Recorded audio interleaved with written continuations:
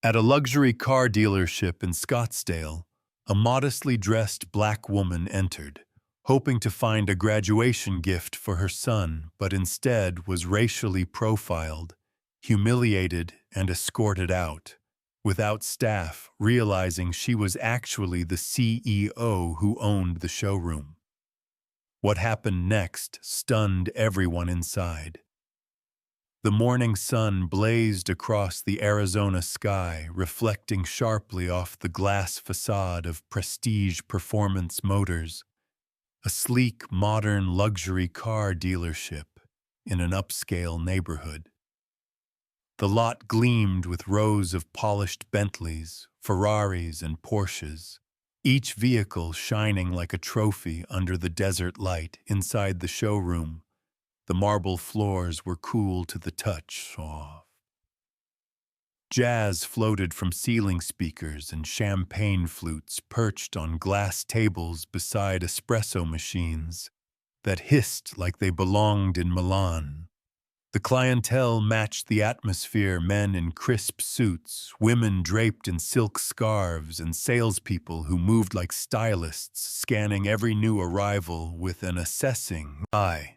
When the front doors slid open, the rhythm of the room shifted almost imperceptibly, but not to Naomi Carter. She wore dark-washed jeans, simple sneakers, and a white blouse under a denim jacket. Her coiled black hair was tied into a soft bun, and a delicate gold bracelet shimmered against her brown skin as she adjusted her purse. Naomi was calm, composed, and observant, but none of that mattered here. A receptionist glanced up, offered a brittle smile. A nearby couple in golf attire paused mid-sip of their sparkling water to watch her walk by. A young salesman leaned over to whisper something to his colleague, who chuckled. Naomi noticed it all. She had faced this before, but today it still stung. She strolled past a line of SUVs, letting her fingers brush lightly along the fender of a black Maserati, pretending she had not heard the murmur near the coffee bar, not the valet. I hope another man in a navy jacket with the dealership logo glanced her over, then turned away as if she did not exist. Naomi could command attention in a boardroom on the 53rd floor of her tech company headquarters, but here she was, invisible, or worse, treated as a suspicious outsider. No one offered her a brochure. No one asked if she needed assistance. She did not expect special treatment. Today was not about status. She was here for her son, Ethan, who would graduate from Stanford's MBA program next week. He loved performance cars, and she had promised him something unforgettable. That was why she had flown in alone, parked her old sedan discreetly at the curb, and walked in unannounced. Every sideways glance, every whispered comment, every polite dismissal made it clear they had already decided who she was and who she was not. The light inside Prestige Performance was clinical, sharp, cold, and unforgiving.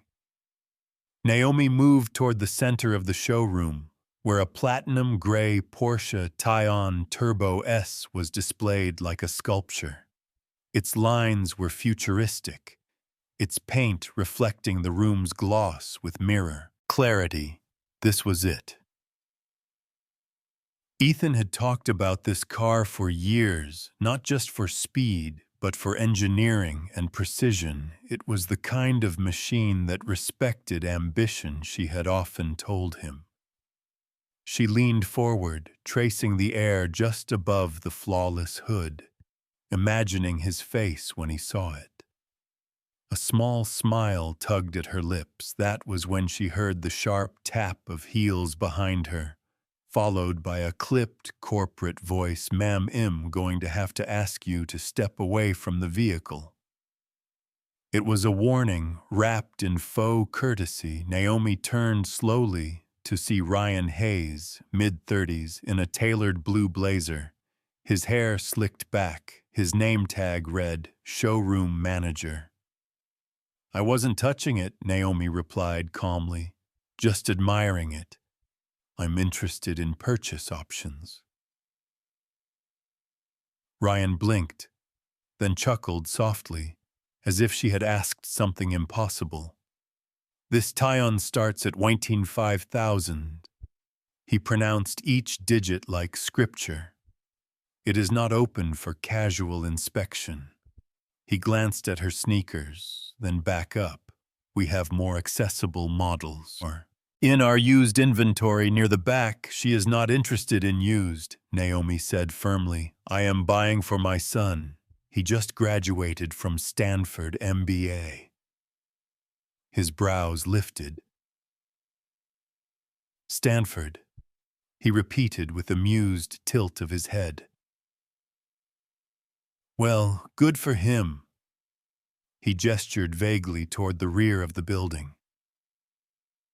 Still, recommend something practical. A pre-owned Lexus maybe, or a Corolla from our affiliate lot. Naomi stared at him. The music overhead, a saxophone weaving through an old jazz standard, suddenly felt too soft, like it was shrinking from the tension. Customers nearby paused. A man in a white shirt pretended to check his phone but kept glancing toward her. A young woman whispered to her friend, laughter muffled but unmistakable. None intervened, not the hesitant clipboard bearing associate Taylor Kim, who watched with wide eyes, nor the receptionist, nor even the security guard by the entrance. Naomi took a steady breath and asked, Is there someone else I can speak to? She asked, not pleading but done. I am the someone, Ryan said with a fake smile. I am telling you, this is not the kind of place where you walk in off the street and start window shopping 6-figure cars like it's a farmer's market. His voice rose to draw more attention. Naomi felt the heat of humiliation burning up her neck, not because of anything she had done, but because they assumed who she was. She clenched her jaw and asked, Do you treat everyone like this, or is it just me? Ryan shrugged. Mom, I'm trying to protect our customers from disappointment. We don't sell dreams here, we sell reality, and the reality is, you're in the wrong showroom behind him. Mark Caldwell, a sales veteran, always with his tie slightly loosened, sidled up sipping champagne. Everything okay here? He asked. Just guiding our guests to something more reasonable, Ryan said. We've got civics gathering dust across town. Mark chuckled. God bless optimism, huh? Naomi held her ground. Is this how you greet everyone who doesn't show up in Gucci? She paused. Oh, Mark said, correcting her. We also accept Rolexes and Tesla key fobs. Someone snorted behind her, and still no one stepped in. Naomi took one last look at the tie-on, its metallic skin catching her reflection, distorted by the curve of the hood. She felt small, and she hated it. Then she reached for her phone, not to argue, just to send a single message. Taylor shifted near the reception desk, gripping her clipboard. He looked torn between guilt and fear, but stayed silent. The morning continued, and Naomi nodded once and turned toward the exit. I'll leave, Ryan said with smug satisfaction. Appreciate it, she replied softly. Removing herself will be a mistake because so will I. Inside the showroom, the day rolled on as if nothing had happened. Sales associates laughed. Customers drifted between Bentleys and Benzes while sipping Perrier. And Ryan Hayes held court, recounting the incident to a colleague in golf attire. He smirked. She walked in like she owned the place, wanted to see the tie-on. Like she was ready to sign the check, I told her. Politely, this wasn't a walk-in mall lot. His laugh was light, practiced like he was in control. Mark leaned against a pillar, swirling champagne. Chad's out here doing God's work, he muttered to the receptionist, who nodded and turned away. Outside, the sun reflected off the glass doors. Then the parking lot dimmed as a convoy of black SUVs rolled in. Their tinted windows mirrored the skyline. The first to exit was a woman in a charcoal gray suit tailored with ruthless precision. A gold watch gleamed beneath her cuff. Her walk was quiet, but authoritative. Naomi Carter returned with 4 executives, none of whom looked like buyers. One carried a leather portfolio, another a rolling briefcase, and a third held a tablet. They passed through the doors and into the showroom. Customers went silent. Conversations trailed off, jazz faded under the weight of something heavier, something real. Rice and haze. Laughter died in his throat.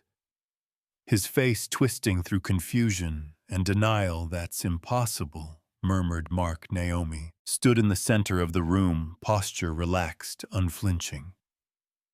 Her gaze scanned the staff, landing briefly on Taylor Kim, who stood frozen behind a desk, clipboard still in hand.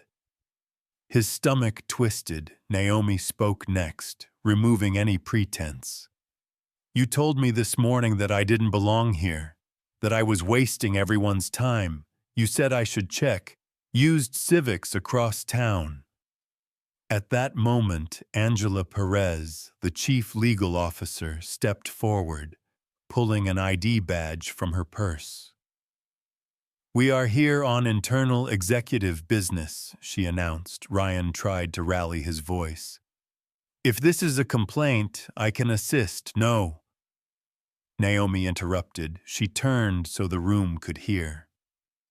This morning I was refused service, mocked, dismissed, not because I was rude, but because of how I looked.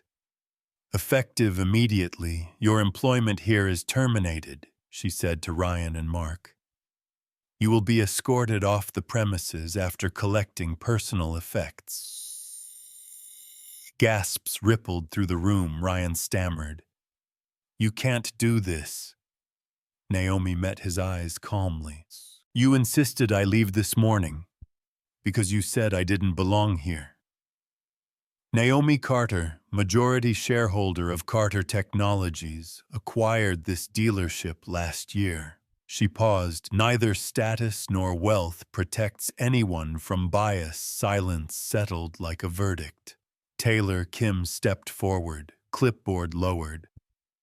I want to apologize. I saw what happened this morning, but I was scared of losing my job. Naomi studied him. I see integrity behind that fear, she said. Your name goes to the top of our leadership program. Participants learn to speak up and drive change. Taylor blinked, surprised. Naomi smiled. You have 3 months here, but the culture hasn't broken you yet. Then the regional vice president handed Naomi a folder. She flipped it open. Starting tomorrow, every employee will undergo full-spectrum diversity, equity, and inclusion training. No opt-outs, no shortcuts. You will learn to identify bias in others and in yourselves. She turned back to the Porsche Tiguan Turbo S she had first admired. She ran her hand along the curve of the hood. Now no one stopped her. No one would dare. Behind her, Taylor watched with new respect. Naomi walked to the exit, observing a young black couple stepping hesitantly onto the lot. She waited to see who would greet them, and Taylor moved first, steady, confident, warm. No assumptions, no hesitation. Naomi nodded and stepped back inside. Over the next 2 hours, HR and compliance met with department heads, messaging templates were drafted, internal channels lit up by 4 p.m. The showroom looked the same, but below the surface it was reprogrammed. From that moment, culture would no longer run on autopilot. At 10 a.m. the next morning, Naomi returned in a gray dress and heels. From the passenger seat of her SUV emerged her son Ethan Carter in a Stanford sweatshirt. His grin widened as he saw the Porsche Taycan Turbo S gleaming under the lights. A crimson ribbon lay across the hood. "You didn't," she said, smiling. "I did," Naomi replied. Taylor approached, extending his hand. "Welcome back, Ms. Carter, and you must be Ethan." She shook his hand firmly. "I wasn't expecting this," Taylor said honestly. "It wasn't just about a car," he replied. "It's about who we are when we think no one's watching." Ethan completed the paperwork and walked up to his mother, eyes glassy. "Thank you, Mom," she hugged him. "Just promise me wherever you go and whoever you lead, you will make space for people who don't fit the status quo." "I will," he said, climbing into the car, engine humming like a secret waiting to be told. Inside the showroom, staff interactions were changed, not just in appearance but in intention. Every morning began with a reminder.